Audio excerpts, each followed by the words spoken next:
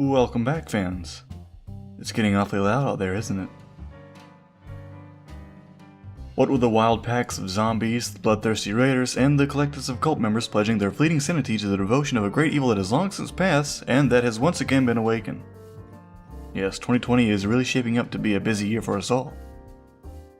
Well, no need to worry too much about me. I'm locked up safe and secure in my special place. But I sure hope that you guys are keeping safe out there. You know, especially while you work. You know, actually, tonight's story reminds me of an old saying. If you love your job, you'll never work a day in your life. I know I love my job. Do you?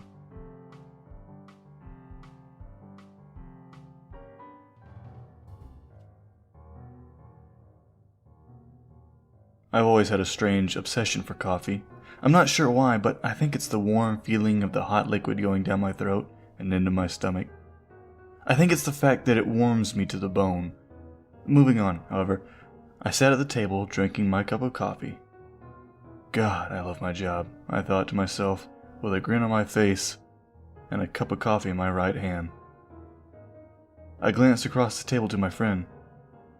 If you're not going to drink your coffee, then why did you ask me to make you some? He kept kind of silent, a blank look in his eye as he stared at me. I shrugged. More for me then. I reached across the table and slid the mug of coffee in front of me. I took one more long sip of my own cup, finishing it off in a large gulp. I returned to the paper in front of me, sketching a few things while moving on to the cup that I had taken from him. I yawned deeply into my left sleeve, pausing my writing only for that.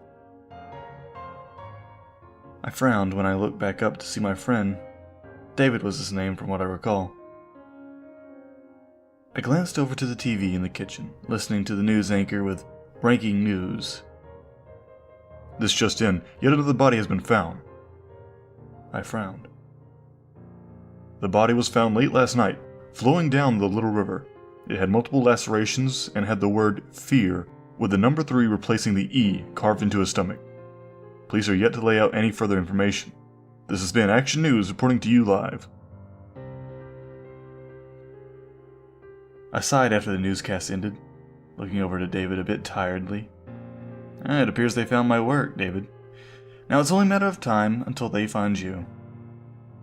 I got up, walked over to the lifeless pale body. It had a smooth laceration, nearly surgical, along the throat area, severing the carotid artery. I peeled his shirt off his body while sliding out a butcher's knife. I then slid my gas mask on, and I brought my knife up upon his stomach and began to carve TH3 into his stomach. His warm blood splattered along my shirt. I severed multiple veins.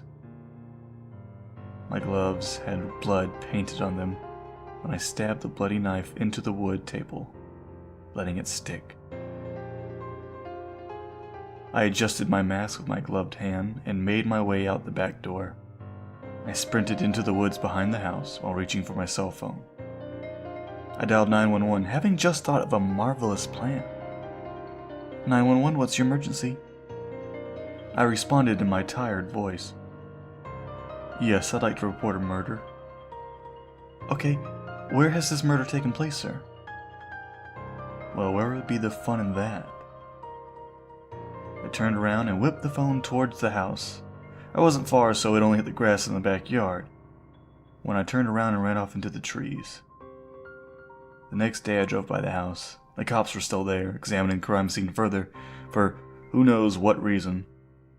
They'd be looking for me now, but that would just add on to the fun of this all. God, I love my job, I thought to myself as I drove towards the highway to get out of this place. For now, at least.